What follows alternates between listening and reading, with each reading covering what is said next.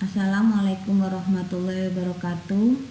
Perkenalkan, saya Leni Marita, mahasiswa Magister Manajemen semester 2 dari UTM.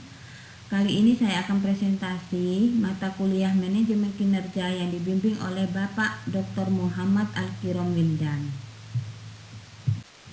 Artikel jurnal yang akan saya review adalah artikel dari Anil dan Yigit yang berjudul Hubungan antara strategi diversifikasi dengan kinerja organisasi. Studi kasus pada perusahaan yang terdaftar di Bursa Efek Istanbul.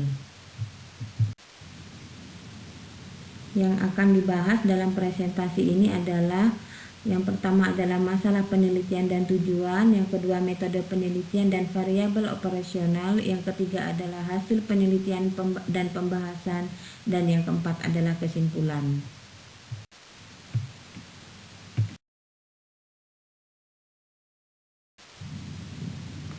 Yang pertama kita adalah membahas masalah penelitian, di mana perbedaan hasil penelitian di negara maju dengan negara berkembang.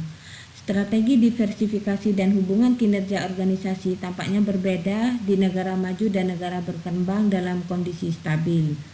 Strategi diversifikasi di negara maju adalah hubungan antara strategi diversifikasi dan kinerja organisasi meningkat hingga nilai sedang kemudian menunjukkan penurunan kinerja. Bisa dilihat bentuk U terbalik.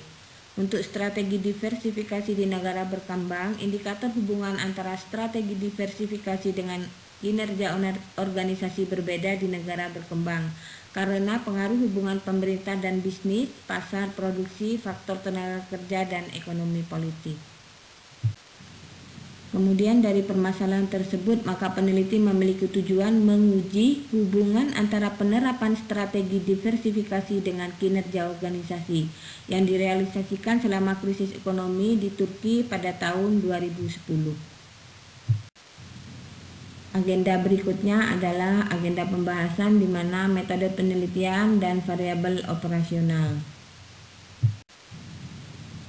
Berikutnya adalah metode penelitian di mana populasi yang digunakan adalah dari 359 perusahaan yang terdaftar di Bursa Efek Istanbul yang digunakan sebagai sampel jenuh, dan periode pengamatannya adalah perusahaan yang aktif tahun 2005 hingga 2009, dan variabel bebasnya adalah ukuran diversifikasi.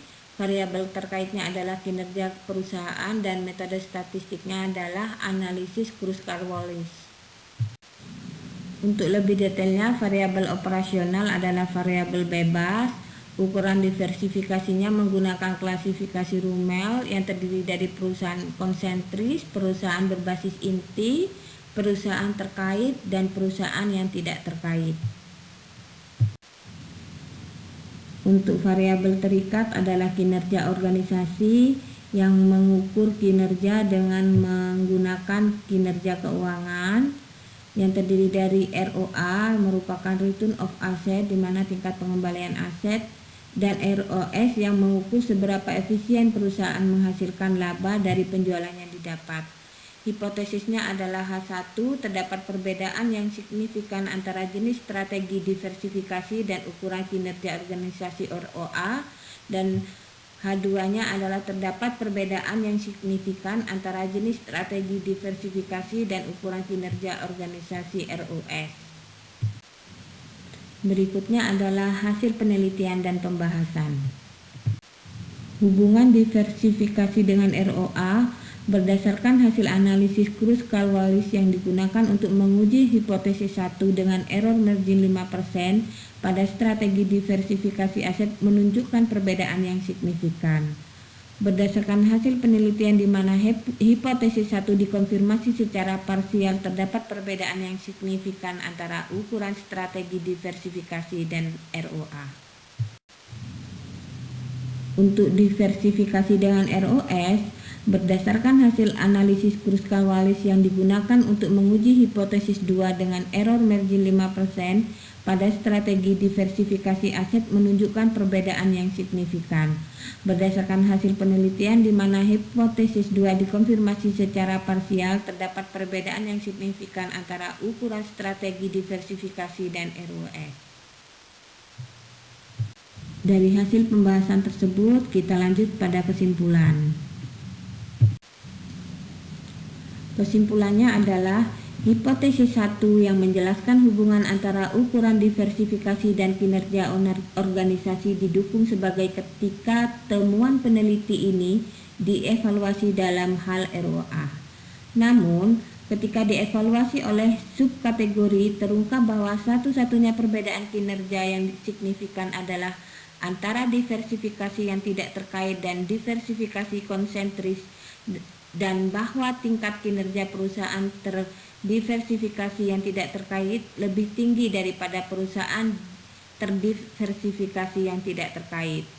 Untuk hipotesis 2 yang mengklaim adanya perbedaan yang signifikan secara statistik antara ukuran diversifikasi dan ROS didukung sebagian, tapi hanya satu dari perbandingan biner untuk subhipotesis yang ditemukan signifikan secara statistik. Mengingat hasil ini, profitabilitas penjualan lebih tinggi di perusahaan terdiversifikasi berbasis bisnis inti daripada di perusahaan konsentris. Sekian presentasi dari saya untuk melengkapi tugas UAS mata kuliah manajemen kinerja. Terima kasih.